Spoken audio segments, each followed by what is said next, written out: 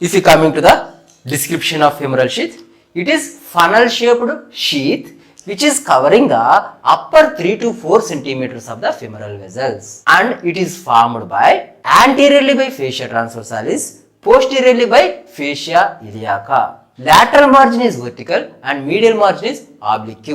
This sheath will be divided into 3 compartments by 2 septa. There will be 2 septa which is extending from anterior to posterior side. Here one septa, this septa what we call lateral septum, and here medial septum. So that this sheath will be divided into 3 compartments. This is the lateral compartment, this is the middle compartment, and this is the medial compartment. I will take this diagram as simple diagram here. This is the posterior wall formed by fascia iliaca. This is anterior wall formed by fascia transversalis, and it has been divided into 3 compartments by 2 septa. This is lateral compartment contains what?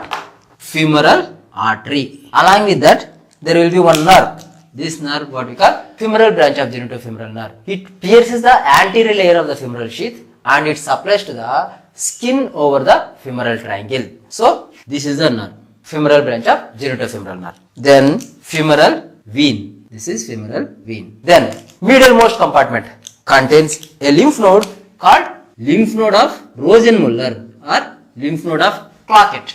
Lymph node of Cloquet or lymph node of Rosenmuller. So this lymph node is present in the medialmost compartment. Now we know what is femoral sheath, how it has formed, and how it has been divided into 3 compartments. Now we'll see what is the function and what are the structures which pierces the femoral sheath. What is the function of femoral sheath? This is the sheath which is covering the upper part of the femoral vessels. It allows the femoral vessels to move up and down behind the inguinal ligament when we are doing flexion and extension of the thigh. That means during the hip movement, femoral vessels will go in and out. In this process, if there is no any sheath surrounding the femoral vessels and if the only inguinal ligament is there, it leads to injury to these vessels. So that's what there is a sleeve. This sleeve or the sheath will be allowing the gliding of these vessels. So what is the function of it? It allows the free gliding of the femoral vessels in and out behind the inguinal ligament during hip movement. So this is the function of femoral sheath. Next, what are the structures which pierces the femoral sheath? See here, I have already told you, this is the femoral branch of genitofemoral nerve. It pierces the anterior layer of the femoral sheath and it supplies to the skin over the femoral triangle. So this is the one structure which is piercing the femoral sheath. Then this is what? Great saphenous vein. This great saphenous vein will be piercing the anterior layer and it will be opening into the femoral vein. Then any other structures? See here.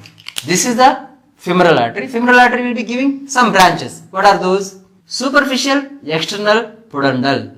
It pierces the femoral sheath and it comes out. So what is this? Superficial external pudendal. Here one branch is going up, that is superficial epigastric artery. Then superficial circumflex iliac. So superficial circumflex iliac artery, superficial epigastric artery, and superficial external pudendal artery. These arteries also will pierces the femoral sheath and comes out. These are the structures which pierces the femoral sheath. Now we have to discuss about the medialmost compartment of the femoral sheath. This medialmost compartment of the femoral sheath, what we call femoral canal.